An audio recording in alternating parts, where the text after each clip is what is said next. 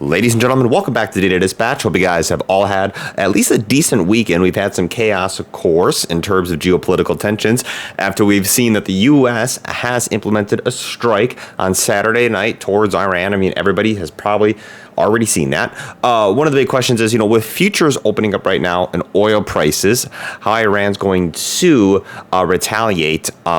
What are they going to do in response? That's where the uncertainty lies. So we're going to be talking about what we could be expecting in the markets come Monday, what we're seeing in the overnight session for some of the big stocks that we've been talking about, especially Palantir, and why Palantir is most likely positioned in a decent spot here if the U.S. is going to continue this conflict and continue to escalate these tensions. So hit that like button, subscribe for daily videos, and let's get into the mumble jumble.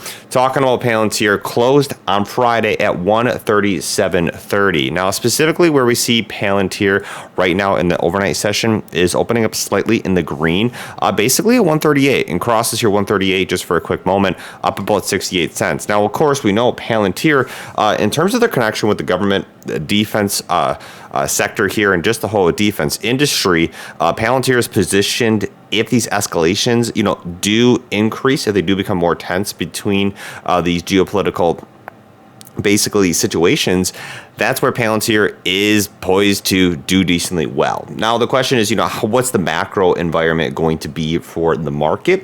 What we do see in terms of the SPY is opening up down about $1.84, only down about 0.3%. I mean, to be honest, what I originally thought was the futures were going to open up much lower, but they actually aren't opening up as bad as I was expected. Could we see more volatility come market open? Of course, futures are not going to be a complete gauge or a barometer of what's going to be happening at market open, but we also see oil prices that are rising. What you see here, ExxonMobil up about $3.70 in the overnight hours. Let's get into the details here.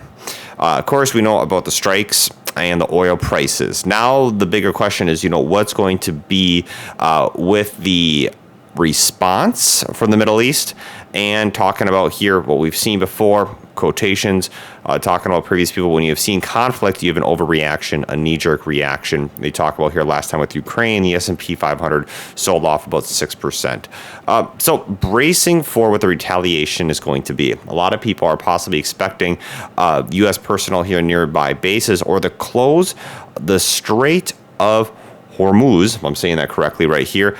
Basically, this is going to disrupt global oil flows. And we see the U.S., in this news here, actually calling on China to prevent Iran from closing the Strait of Hormuz and basically trying to stop the disruption of global oil flows, because that could boost oil prices well above $100 per day, barrel right here. And of course, this could cause more disruptions in terms of just oil that's moving back and forth, but also many other additional disruptions.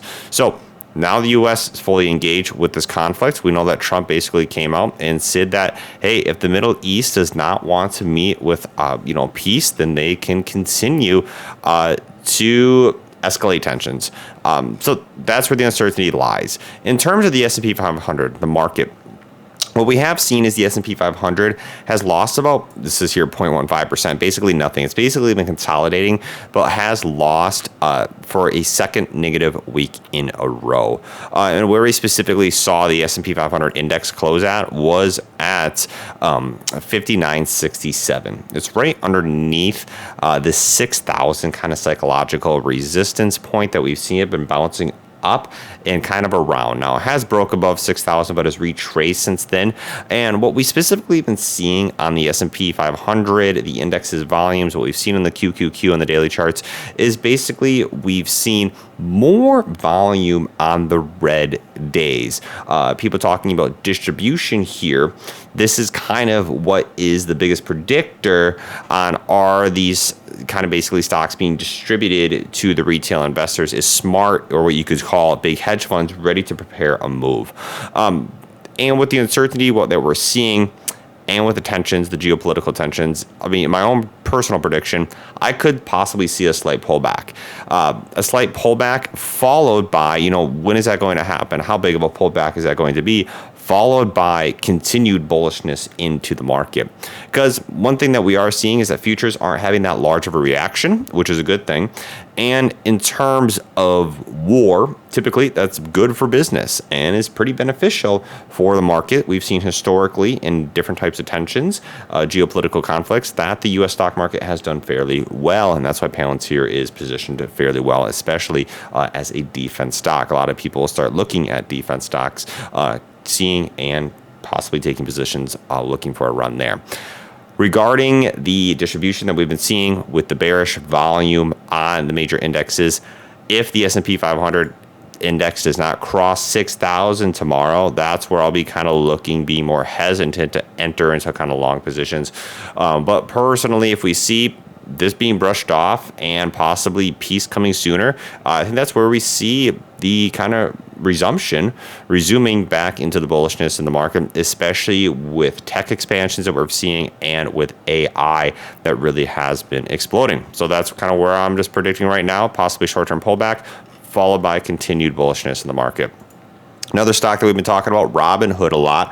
Robinhood entering here at 0.74 cents lower in the overnight hours, not doing horribly, also being very resilient. Bitcoin, one of the big things here, was crossed underneath 100,000. So Robinhood doesn't have, direct ties to strong correlations to, I want to say, crypto, but they do have an association in the fact that there is a ton of crypto trading volume on Robinhood. So if Bitcoin and if crypto does take, a decent sell-off, then that's where you could see Robinhood that could possibly pull back. We do know that Robinhood has a very important crypto event here at the end of the month that we don't really know what's going to be revealed. A lot of people are predicting the tokenization of assets, so it's a big thing that we'll keep on our radar. But nonetheless, still bullish on Hood long term. I mean, their expansion and how far they've really grown their investment platform. Now you're seeing mortgages even coming out as a possibility. So the fact that they're making these big moves and acquiring tons of customers, I mean, just look at the wait list for their credit card. That's a big thing that's keeping me bullish on Hood. Possibly a short-term pullback here, like I said, if we see further tensions escalate in the macro environment and kind of depending on what the broader indexes do. But I still like Hood. Looking at Tesla today, Tesla up about $2.6 in the overnight hours, right now at 324. Tesla comes out with their Robotaxi. The Robotaxi launch begins in Austin. It's in a small section of Austin. You guys can do a lot of research on it. Look at lots of different content creators, influencers, market people are all uploading, their experiences. They're all down there recording their videos of them getting to the Robotaxi, with customers paying here only $4.20 for a flat fee. So look at that.